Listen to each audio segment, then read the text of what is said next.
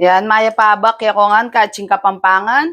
Ngayon naman po magluto tamong pesang bulig. Bulig king kapampangan, dalag king Tagalog.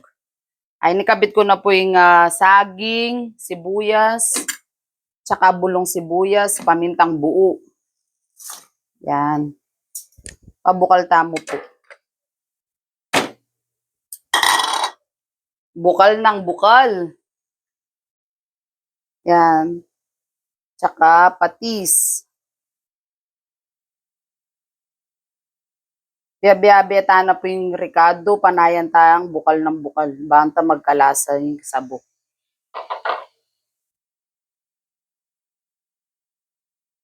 Yabi ako no po rening bulig. Asa limila po na po din king Candaba, Pampanga. Bulig. Yan, pirito minalapunan din. Yan, pesang bulig.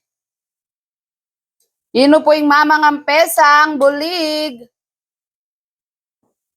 Comment po kayo kung ganito rin kayong magluto, kagaya ni Aching Kapampangan. Pesang bulig. Ngayon pangaybat na pong mibukal ng mibukal. Yabetanin kaya katang gule. Halo-halong gule. Repolyo, pechay Bagyo, pechay Tagalog, tsaka Bagyo beans. Panayan tamo pong bukal ng bukal. Banta malasang sabo. Hindi nang tane ding betchi.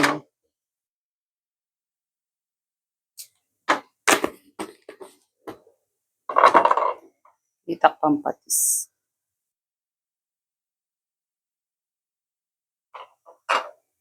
Yan. Dininang kaya pong saging sabaw.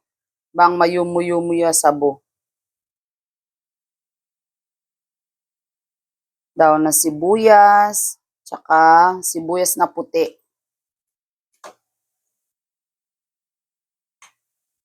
Okay, takpan muna natin. Kaching Kapampangan. Sa may pinto, sinawayan ko, takbo siya. Ba't ka ako nandiyan ka?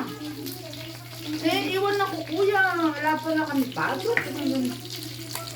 Di ngayon na siya mga napunta. Doon daw kay Ma'am Myla. Yan, kumukulo na po. Antayin lang po natin na lumabo ang sabo. Tapos, titikman na natin. Pwede nang ilagay yung mga gule. Masarap po to, Kaching Kapampangan. Try nyo na pong lutuin. Sa araw-araw po ng ating mga buhay, dapat po lagi tayong nagpapasalamat sa ating Panginoon. Lagi ko nga po sinasabi, yung huwag kalimutan manalangin sapagkat yung pananalangin po, nakikinig po ang ating Panginoon sa bawat dalangin natin.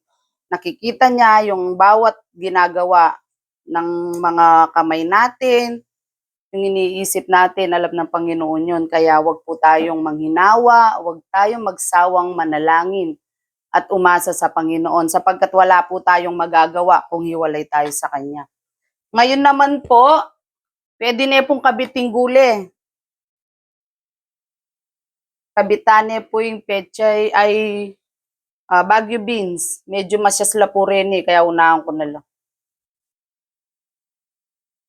Sabi nga po, ang pananalangin ay dun po tumutugon ang ating Panginoon, kaya wag po tayong magsawa. Isa pong sandata natin sa buhay ang manampalataya sa ating Panginoon. Sa hirap ng buhay ngayon, wala tayong ibang maasahan kundi ang Panginoon lamang. Yan. Takpan po natin muli. Kaching Kapampangan. Ngayon naman po, magkape kaming Kaching Kapampangan ko. Kaya bemiya po kayang negosyo, taga-ripak miya po suka. Magkape kami, merienda time. Shout out po sa mga mahilig sa kape. Kape is life. Tapos, sabayan ko na din pong promote yung aming munting negosyo, peanut.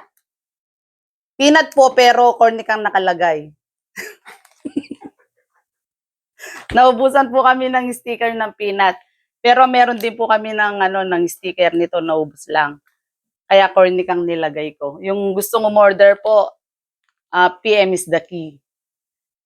Yeah. Sa lahat po ng gustong umorder, i-PM nyo po ako sa Mary Rose Castro. At kayo po'y mapapadala ng peanut. Masarap po to itong manini at ching Kapampangan. Malutong, malasa, at malabulabo. Sabi da po rin Kapampangan, malabulabula. Ating mo rin po king kai, king kandaba, ketang the best sisi, karitatang. Ating po makapwesto makanini kaso makaripakla mo pong mga lati. Ala kong mga ragul. Try po at ako po may pakarini. Tsaka, miraras no po king aliwang bansare ni Dempong manorder, aburidalo. Yun lamang po, sana po ay mai-try nyo to. At siguradong masasaya ako. Kaching Kapampangan, ita pong manimi ating kaming maning ubad, maning mikibalat, at saka mix.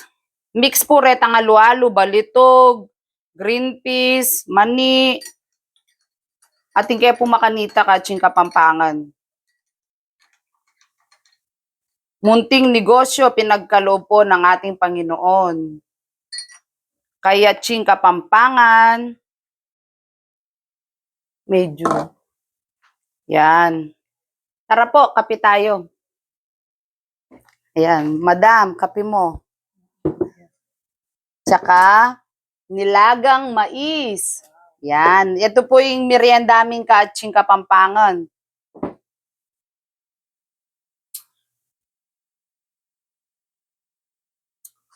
Kaya pala pag nag-irap pa kayo ni Malit na ay Malay mo. nagluluto. Hindi pa nga kami na anong nagluluto. Charan! Yan. Malabog na po yung sabo. Kaching Kapampangan. Takmantane po ba kanita? Kabitaneng gule. Pampahabang buhay.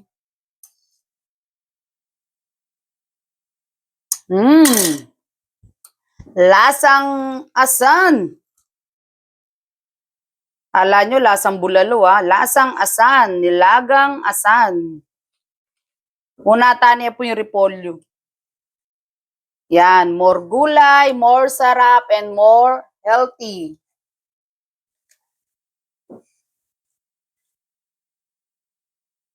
Yan. Sunod taning pechay bagyo.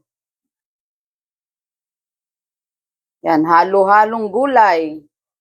Ni Kaching Kapampangan. Naku ni kasing pechay Tagalog. Itambo naning kaya katamong sabo. Pero ipatong ko na rin po ini kasi pang misingawan ini pwede na. Gule mo naman ini. Okay na po yung lasa na yung sabo Palambutan tana mo po yung gule.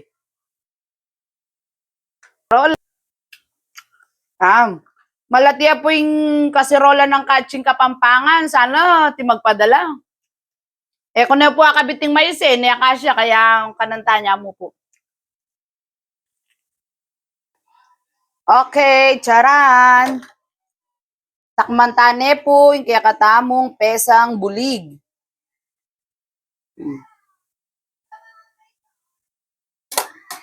Di nga liwa po laka numamangan pesang bulig pero try yung pong mangan at sigurado nga aburyula ding bulig.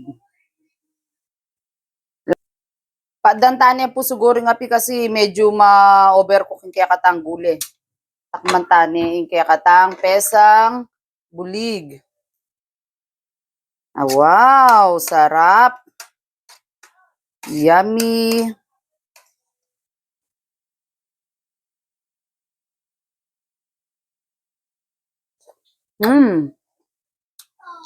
Kanyamal na po, Kaching Kapampangan.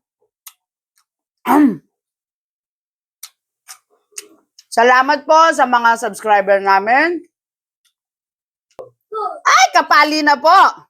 Kaching Kapampangan. Kanyaman na po, Kaching Kapampangan. Delicious po yung sabon, pesang bulig. Salamat po sa mga subscriber namin. Sana po patuloy po kayo mag-subscribe, like, and share sa aming mga video para po sa susunod pa naming video ay mapanood nyo po kami. Yun lamang po at salamat and God bless po sa ating lahat.